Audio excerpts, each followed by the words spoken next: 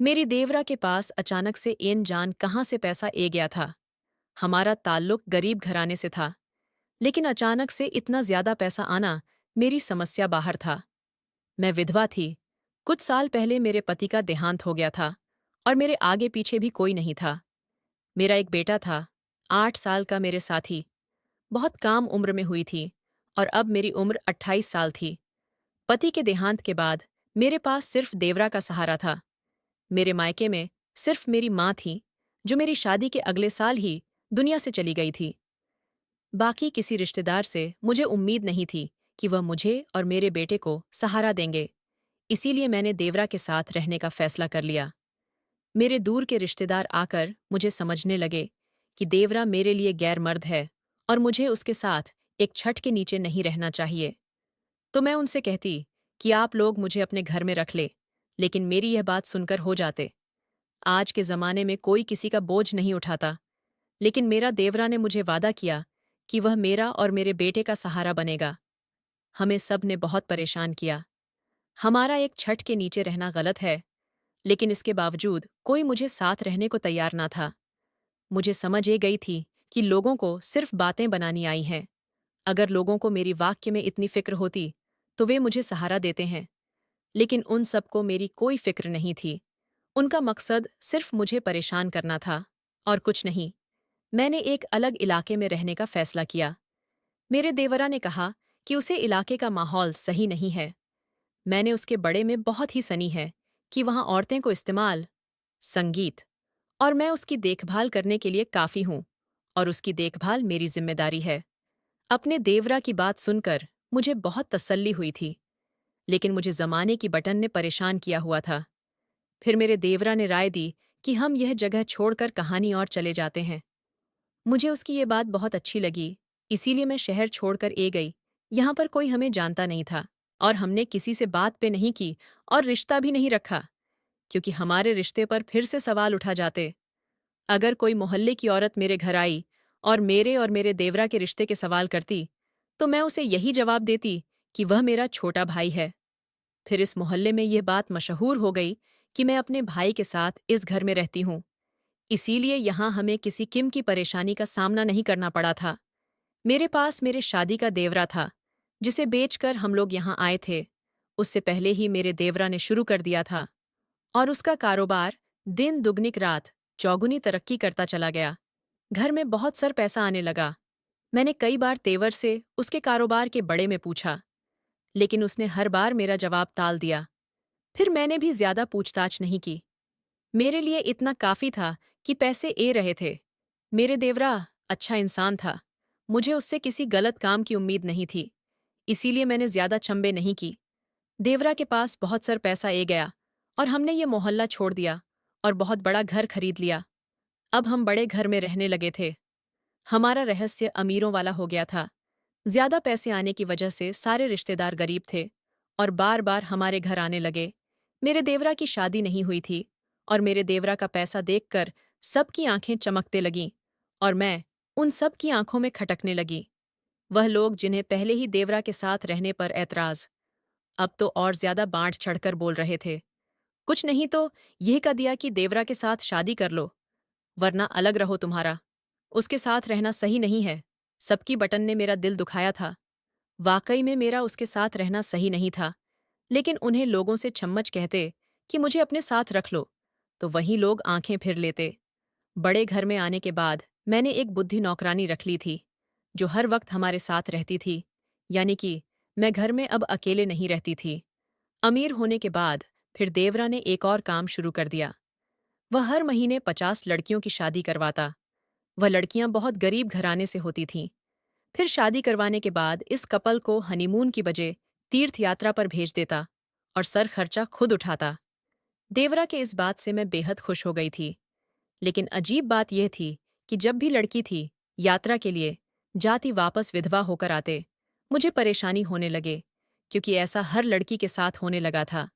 ये बातें सुनकर मेरा देवरा भी परेशान हो गया था, क्योंकि उसने ऊपर वाले के दर्शन के लिए जम्मा उठाया था गरीब लड़कियों की शादी करवाने का और उन्हें तितायता पर भेजना का। लेकिन यह अजीब किम की अनहोनी होने लगी थी। मेरे देवरा ने कहा कि मैं इस बात का किसी लड़की का पता न चलने दो। जो भी लड़की शादी के बाद थी यात्रा पर जाती है, वह विधवा होकर वापस आई है। मुझे देवरा की बात बहुत अजीब लगी थी। मेरे हिसाब से तो लड़कियों को मालूम होना चाहिए था। और तीर्थ यात्रा पर जान से पहले, क्योंकि अजीब और गरीब किम का हादसा होता था, जो हर लड़की के साथ हो रहा था, जो कि थी यात्रा से वापसी ए रही थी। मैंने अपने देवरा को यह बात समझने की कोशिश की। लड़कियों को पहले इस बड़े में मालूम होना चाहिए कि यात्रा से वापसी के वक्त उनके पति का देहांत हो जाता है। लेकिन इस बात पर जिंदगी में पहले बार मेरा देवरा मुझ में पर फर्क उठा था। अचानक इस तरह के रवैया ने मुझे काफी ज्यादा परेशान कर दिया था। उसके इस रवैया पर मैं हैरान रह गई। मेरे देवरा ने आज से पहले मुझे इस अंदाज में कभी भी बात नहीं की थी, बल्कि वह मुझे अपने भाई की विधवा मानता था और इस अंदाज से वह मुझे अपने बड़े बहनों का दर्ज दिया करता था। लेकिन आज जी तरह मेरे तेवर ने मुझे बात की थी, उसे इस रवैया पर मुझे अब तक यकीन नहीं ए रहा था। मेरा देवरा मुझे बदतमीजी करके जा चुका था, जबकि मैं यह सोच सोच कर परेशान हो रही थी कि आखिर मेरे देवरा को क्या हुआ है। मैंने अपने बेटे को खाना खिलाया और उसे सुला दिया, जबकि खुद की नींद उड़ चुकी थी, क्योंकि मेरे देवरा कार्रवाइयां दिन भर दिन काफी ज्यादा अजीब होता जा रहा था। मैंने अपने देवरा को हमेशा नमी से बात करते हुए देखा था, लेकिन पिछले से मेरे देवरा का जो रूप मेरे सामने ए रहा था, वह किसी भी तरह यकीन करने वाला नहीं था। अब तो मेरा देवरा दिन ब दिन काफी ज्यादा बदतमीज होता जा रहा था। आज जब अचानक से उसने मेरे साथ इतनी बदतमीजी से बात की, तो मैं हैरान रह गई। मेरा देवरा साथ भरना आया और मैं उसका इंतजार करते रहे। कहानी ना कहानी, मुझे इस बात पर शक होने लगा कि वे कोई गलत काम करता है, क्योंकि 3 बार 3 घर में इतना पैसा आना, और अब जो हकीकत मुझे पता चले कि लड़कियों को तीर्थ यात्रा पर भेजना और उनके पति का देहांत हो जाना, तमाम सोच मेरे दिमाग में घूम रहे थे। कड़ी से कड़ी मिलने पर मुझे इस बात पर यकीन होने लगा कि जरूर दाल में कुछ कल है। उसे रात में घर वापस नहीं आया था। मैं अगले 3 दिन से घर वापस नहीं आया। मुझे अपने काफी परेशानी होने लगे थे कि आखिर मेरा देवरा गया तो कहाँ गया था, क्योंकि आज से पहले ऐसा कभी नहीं हुआ था कि मेरा देवरा 3 3 दिन रात तक घर वापस ना आए। मैं इसी सिलसिले में सोच रही थी कि अचानक से कमरे का दरवाजा खुला। मैंने अपने कमरे में से बाहर आकर देखा। मेरा 8 साल का बेटा अपने स्कूल गया हुआ था। तकरीबन दिन का वक्त था। दिन के इस वक्त में रहते वक्त कभी भी मेरे कमरे में नहीं आता था, लेकिन आज इस हालात में मेरे कमरे में आया था। उसे देखकर मैं हैरान रह गई, क्योंकि मेरा देवरा शराब के नशे में धुत। मैंने आज तक अपने देवरा को किसी गलत चीज को हाथ लगाते हुए भी नहीं देखा था। इस वजह से मेरे लिए काफी बड़ा झटका था कि मेरा देवरा शराब पीकर आया है। मेरे देवरा के कम लड़खड़ा रहे थे और वह मेरी तरफ बांट रहा था। मैं हैरान और परेशान थी, उसका एक एक अंदाज देख रही थी, जब अचानक ही मेरे पास आया और आते ही मेरे कदमों में गिर गया। मैं हैरान रह गई कि बाह, इसे अब क्या हो गया है। उसकी हालात काफी ज्यादा खराब थीं। शायद उसने बहुत ज्यादा शराब पी रखी थी। मैं बिल्कुल भी अपने होश में नहीं था। मेरे कदमों में गिरते हुए अचानक से फूट फूट कर रण लगा। मैं हैरान परेशान रह गई। मैं रो क्यों रहा है, जबकि रोटी रोटी हुए वहीं पर होश हो गया। यानी त्योहार के इस वक्त मेरी कमरे में आकर बेहोश हो गया। और अगर कोई इस तरह से मेरे कमरे में देख लेट तो शायद मेरी इज्जत का जनाजा निकाल जाता है। इस वक्त घर में और मैं अकेले थे। जो नौकरानी मैंने राखी थी, आज छुट्टी पर थी। अब मुझे समझ नहीं आ रहा था कि उसे किस तरीके से अपने कमरे से बाहर निकालो। लेकिन जो भी था, मुझे हर हाल में इसे अपने कमरे से बाहर निकालना ही था। मैंने जैसे तैसे करके इस घाटी हुए अपने कमरे से बाहर निकाला। अच्छा खास मट था, मुझे ऐसी कमजोर औरत से कैसे संभाल जाता। जैसे करके मैंने उसे उसके कमरे तक पहुंचा और उससे मैं फर्स्ट पर लिटाकर अपने कमरे में ए गई। उसके कमरे का दरवाज़ा मैंने पहले ही लॉक कर चुकी थी, जबकि मेरे बेटे की स्कूल से वापसी का वक्त हो चुका था। अब मुझे अपने बेटे को लेने के लिए स्कूल जाना था। देवरा के कमरे को मैंने ताला लगा दिया था, ताकि ऐसी हालात में कहानी भी न जा सके। और खुद मैं परेशान थी।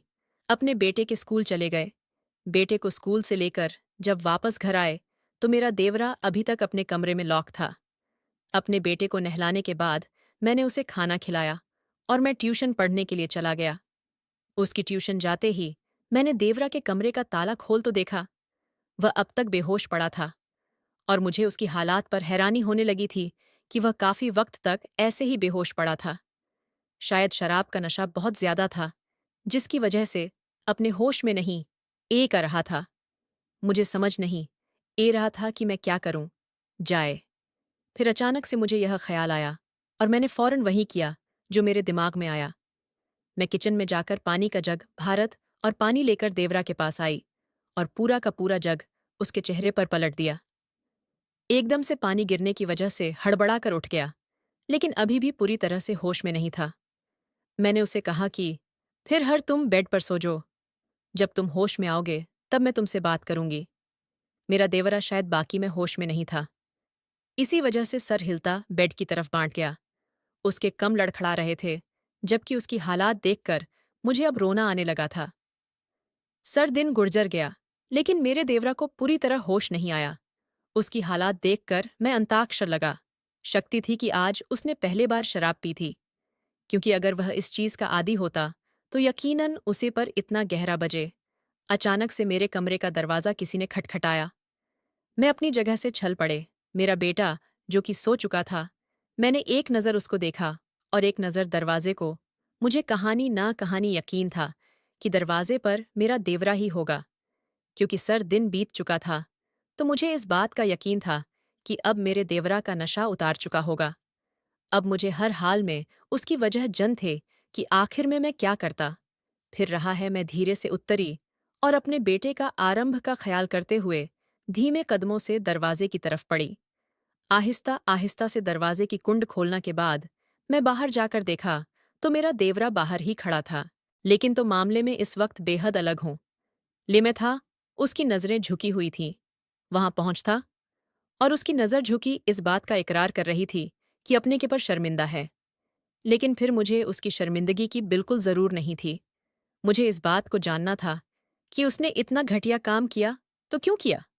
मैंने उससे पूछा, तुमने आज शराब पी थी? जबकि इस बात पर फिर मेरी तरफ देखने लगा। उसकी आंखें सुर्ख हो रही थीं। उसने धीरे से सर हिलाया। ये बात तुम्हें पहले ही समझ चुकी थी कि वह शराब पीकर आया है। मैं तो बस मैं उसके मुंह से सुना छह रही थी। जैसे ही उसने सर हिलाई, मुझे अब बहुत गुस्सा आने लगा।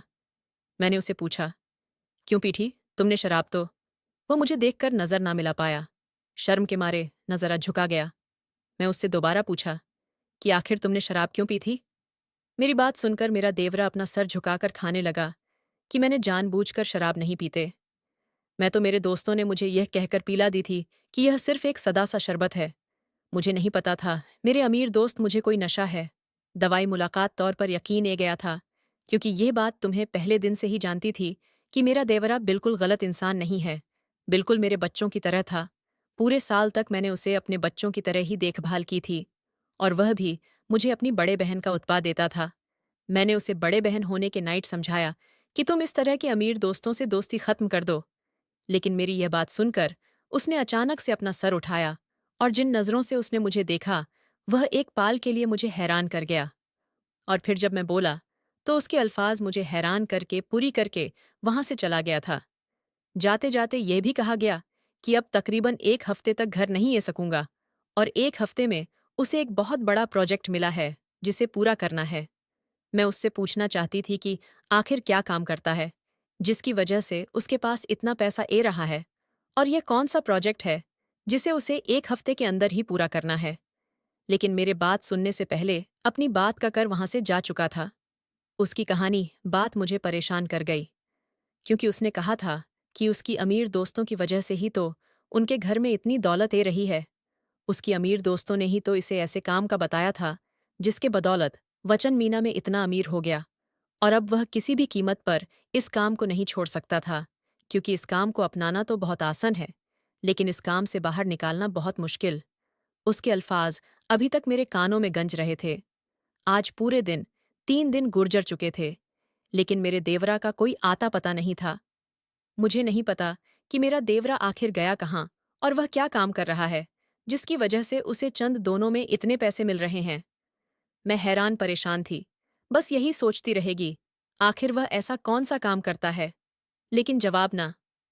हाँ, ठीक देवरा घर वापस आया तो मैंने उससे पूछा कि आखिर 1 हफ्ते तक कहाँ था।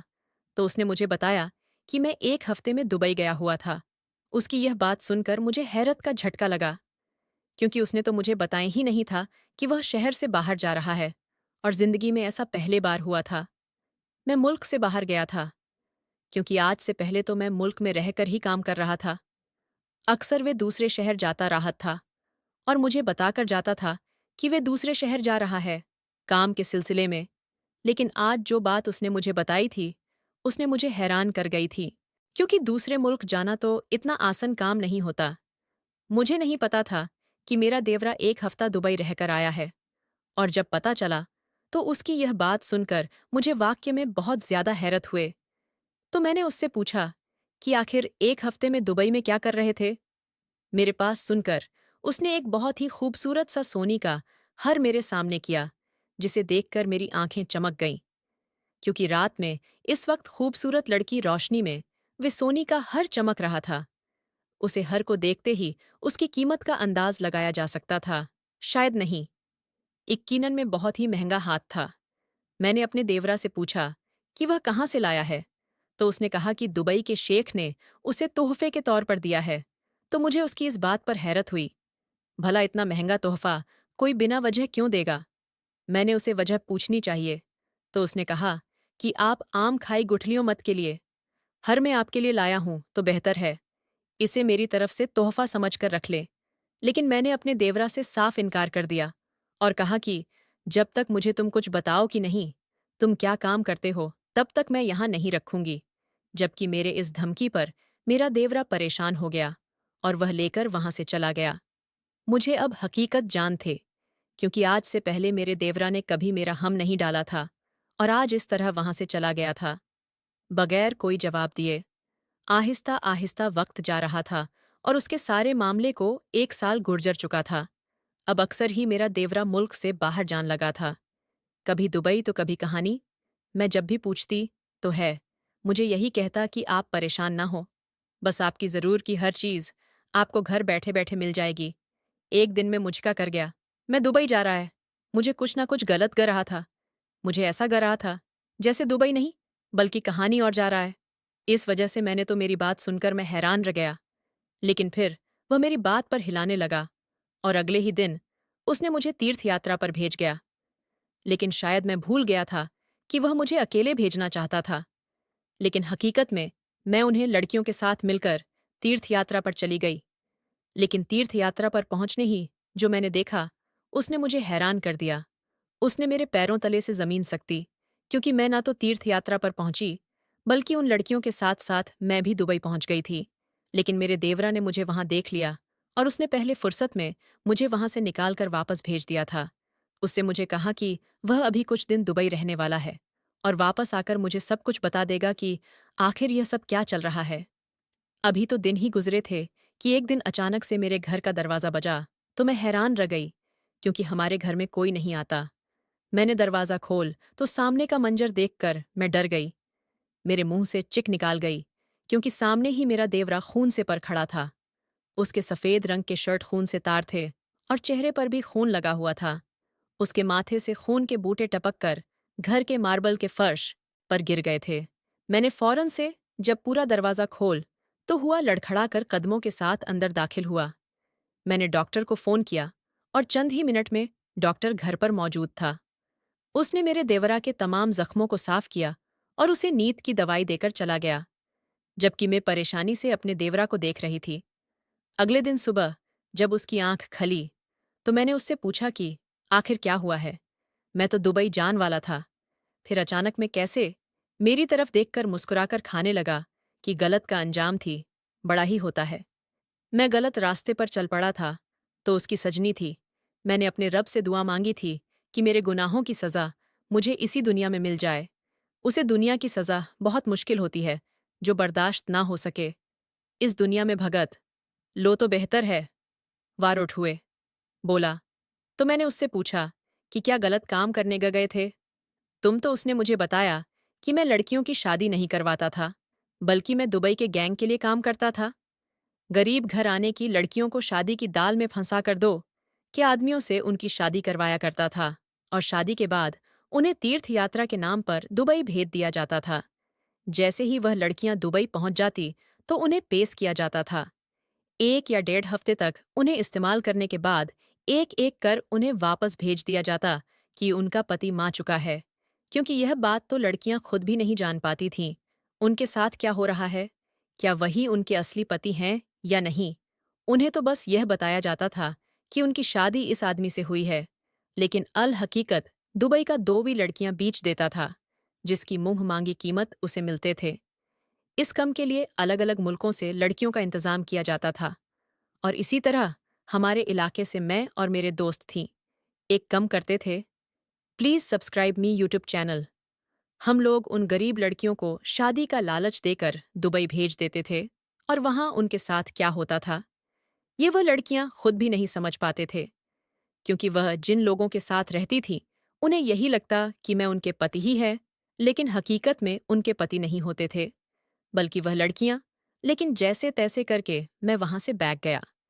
अपने देवरा की साड़ी बात सुनकर मुझे अब उससे नफरत महसूस होने लगी थी, क्योंकि वह एक दो नहीं, बल्कि अनगिनत लड़कियों की जिंदगी बर्बाद कर चुका था। फिलहाल मैं उसे माफ करने का कोई इरादा नहीं रखते थे। उसे वजह से मैंने पुलिस को फोन कर दिया और उसे पुलिस के हवाले कर दिया। उसके लिए यही सजा बेहतर थी, क्योंकि उसने अपना जुर्म काबुल कर लिया। उसे वजह से उसे उम्र कैद की सजा हो गई। मैंने घर छोड़ दिया था, क्योंकि वह मेहनत के पैसों की कमाई से नहीं खरीदा गया था। बुरे केमोन का बड़ा ही अंजाम होता है दोस्तों। यह थी आशी की कहानी। अगर कहानी अच्छी लगी तो प्लीज़ वीडियो को लाइक कीजिए, शेयर कीजिए और कमेंट भी करें। मेरे चैनल पर नए हैं तो चैनल को सब्सक्राइब करना बिल्कुल ना भूलें।